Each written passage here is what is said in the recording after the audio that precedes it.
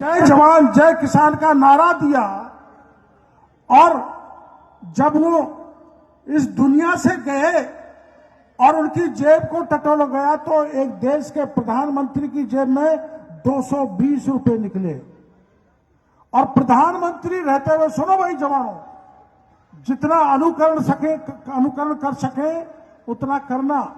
जब वो देवलोक सुधारे, प्रधानमंत्री रहते हुए उन्होंने एक एम्बेसडर कार लोन पे ली थी, बैंक के लोन पे, और जब इस दुनिया से गए तब लोन बकाया था।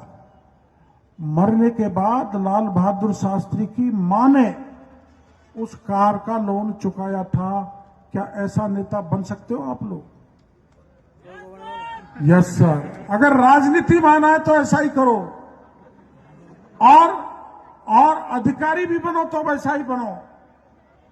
सरदार वल्लभ भाई पटेल ने 543 रियासत थी अपने देश में, रजवाड़े थे, बड़े बड़े रजवाड़े थे। देश आजाद हुआ, सारे रजवाड़ों को, देश के सारे रजवाड़ों को एक करके अखंड भारत बनाया। अगर सरदार वल्लभ भाई पटेल नहीं होता तो हमारा देश एक नहीं हो सकता था। नेता बनो तो सरदार वल्लभ भाई पटेल जैसे बनो, और अधिकारी बनो तो ऐसा बनो। कैसा?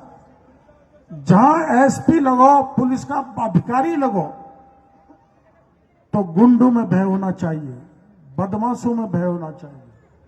मां बहन बेटी की इज्जत सुरक्षित रखे, ऐसे पुलिस के अफसर बनने चाहिए, चाहे कुछ भी करना पड़ जाए।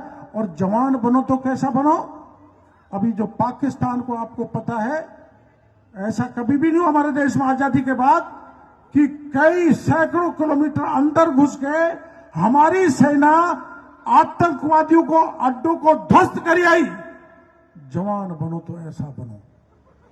इसलिए मैं जवानों का आह्वान करना चाहता हूं। आपके मां बाप ने सपने देख रखे कि मेरा बेटा बड़ा अफसर बनेगा, बड़ा अधिकारी बनेगा, मेरे सपने पूरे करेंगे। और मां बाप के सपने पूरे करोगे तो मेरे देश का सपना पूरा करने में भी आप सफल होंगे। यहां डीपीएल ने अपना आयोजन किया है, छठा आयोजन है।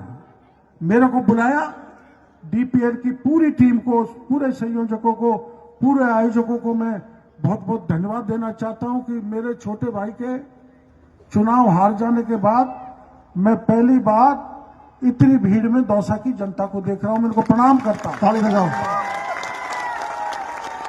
अगर ये टीम मेरे साथ नहीं लगी हुई होती उपचुनाव में तो जमानत जब्त हो जाती। इस टीम का ही परिणाम है कि हमारी इज्जत रहेगी।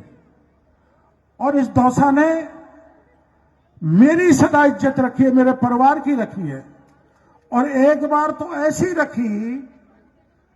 रखी कि मैं निर्दलीय चुनाव लड़ा, और ऐसा लड़ाया आप लोगों ने कि कांग्रेस की भी जमानत जब्त कर डाली, बीजेपी की भी जमानत जब्त करा डाली, और बाबा को दिल्ली में भेज दिया।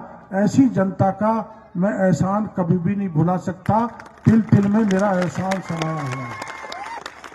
और देखो, मौके तो आते रहते, कभी जीत कभी हार। इसलिए दौसा के जवानों को, भाइयों को कहना चाहता हूं, मेरे पर आपका सबसे ज्यादा हक है, क्योंकि मेरे को ऐसे समय में आपने एहसान किया था जब मेरे को पार्टी से निकाल दिया था, मेरी नैया डूबने वाली थी, और आपने मेरे को निर्दलीय 1,46,000 वोट से जिताकर संसद में भेजा और राष्ट्रीय पार्टियों की जमानत जब्त की। ये देश में एक रिकॉर्ड है, जिसके कारण मैं आपके कारण उसको तोड़ पाया हूं। आपका ऐसा आशीर्वाद सदा मेरे पे बना रहे। मैं